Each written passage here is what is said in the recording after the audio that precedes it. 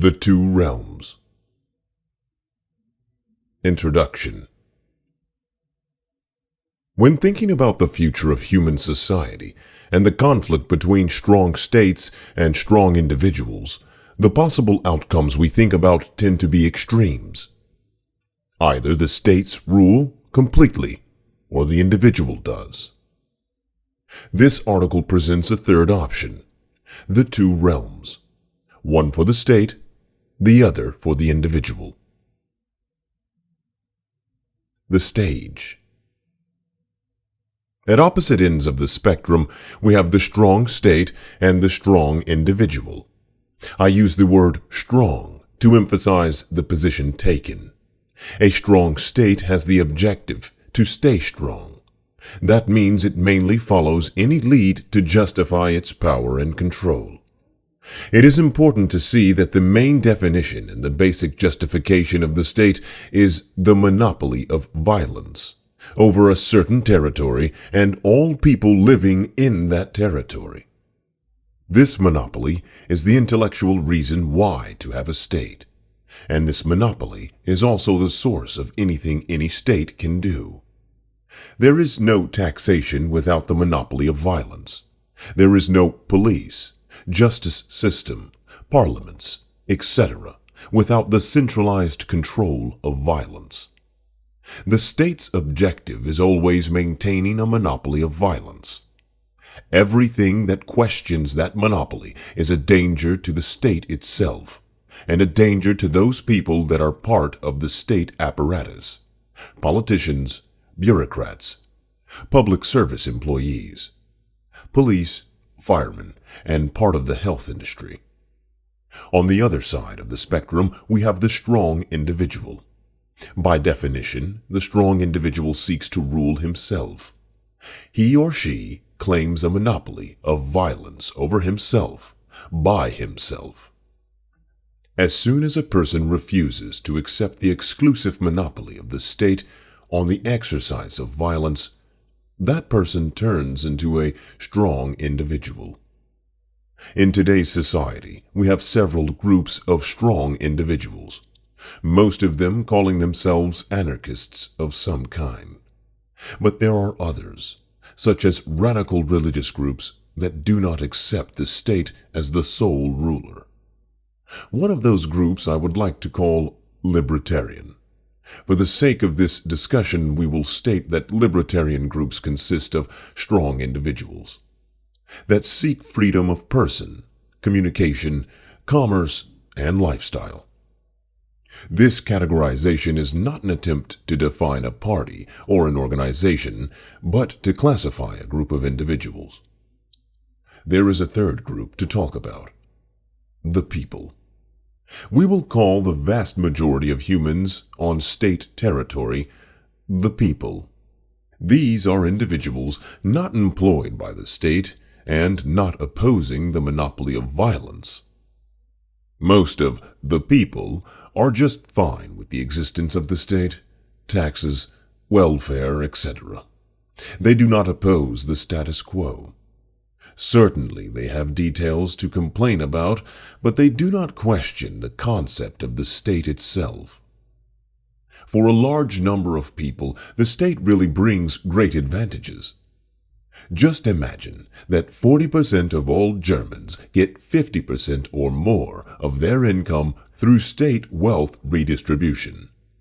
That includes not only welfare recipients or government officials, but also construction industry, healthcare industry, and others. The people and the state build some kind of power exchange market formed by legislative bodies, unions, NGOs, etc. These are mainly focused on protecting the status quo, even if painting it in different colors each other year. The people are subject to the state. The desire of the state to maintain this subjugation is the reason for the state's desire for the monopoly of violence. There is no state without the people, but there are people without the state. It is important to realize that most people do not oppose libertarian utopia because they think it is morally corrupt. The main reason for opposition is simply fear. Fear to leave the status quo without knowing how things would work out. Many of the people are interested in experimenting with libertarian concepts, at least those people that are used to being self-responsible in the marketplace. Some examples of potential libertarians are freelancers, consultants, the self-employed, and executives of small to medium-sized enterprises, SMEs. The two realms. When thinking about the future of society, one of the central questions is, can those three groups coexist on the same territory? It is clear that the state and the people can coexist, as the people are essential for the existence of the state. But what happens if you add a few thousand strong individuals? The standard answer is that the state will try to suppress these individuals. That the only way for the strong individual to live freely is to separate from the state and the people, and to find territory that is not controlled by a monopolist of power. The arguments for this conclusion are convincing. The state cannot accept the questioning of its authority or its monopoly on violence. Any disobedience and dissent is opposing the justification of the state and therefore a threat to its existence. Questioning endangers the state's monopoly. On the other hand, the exercise of violence against political enemies is a danger to the state itself. We can see from history that oppression has often led to an uprising of the people against the state apparatus. The destruction of several socialist or autocratic regimes in recent history shows that open oppression can lead to the people rethinking their view on the current political system. Never has this been a threat to the concept of the strong state itself, but a threat only to the current implementation and to the people currently in position of power. If the state is too harsh in its defense against strong individuals, this may cause the agents of the state to threaten the state's existence. But this is not the only threat the state has to keep in mind. It's merely the most extreme. More likely is the radicalization of the strong individuals, if they are able to organize themselves to follow their common objectives.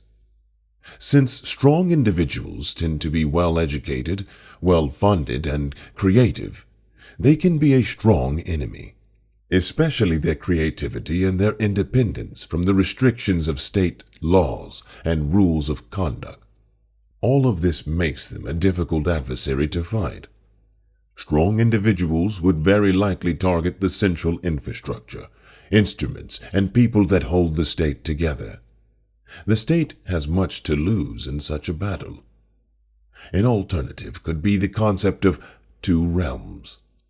If a strong state and a strong individual try to stay out of each other's realm, it is less likely that a bloody conflict might arise.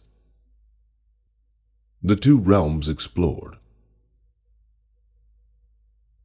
Let us examine what those realms could be, how they can coexist in parallel, and where they would likely clash.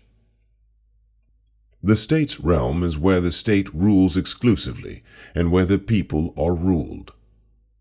This will be public places, public transportation, public welfare, public health care, and the state's justice system, including courts, police, and prisons. Furthermore, all activities taking place in any of these areas are in the state's realm and solely under its control. We call this the first realm. The other realm would consist of privately owned space, such as certain shops and houses, as well as certain communication systems that already exist. This is the realm of the strong individuals, which we will call the second realm. Both of these realms would have their own economic and monetary system, and would both try to stay out of each other's business. Examples of separate territories within one nation-state already exist. Just think about those quarters that the police won't enter at night. What is crucial for such a concept to succeed is that both realms try to stay out of each other's business as much as possible. Both realms need to be as separate as possible. This first and foremost means that the intersection of both economic and monetary systems needs to be avoided as much as possible. Working in the realm of the strong individuals, don't use the state's banking system to conduct transactions.